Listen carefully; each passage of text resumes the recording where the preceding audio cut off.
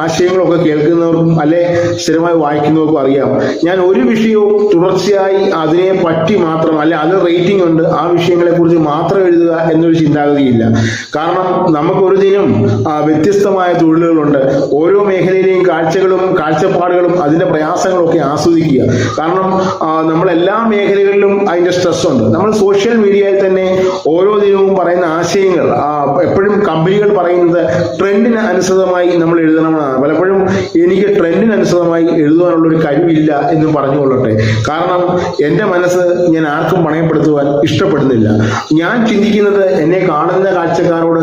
അതുകൊണ്ടാണ് ഞാൻ ലൈക്കുകളും ഷെയറുകളും ഒന്നും ഇപ്പോഴും അഭ്യർത്ഥിക്കാത്തത്. കാരണം ശരിയായ അളവിൽ അല്ലെ ശരിയായ തൂക്കത്തിൽ നിങ്ങളിലെത്തുമ്പോൾ പലരും ഷെയർ ചെയ്യുന്ന കാഴ്ചകളും ഞാൻ ശ്രദ്ധിച്ചിട്ടുണ്ട്. പലപ്പോഴും ചില നന്മ വരങ്ങളാണ് നമ്മളെ പ്രോത്സാഹിപ്പിക്കുന്നതെന്നും ഞാൻ ചിന്തിച്ചിട്ടുണ്ട്.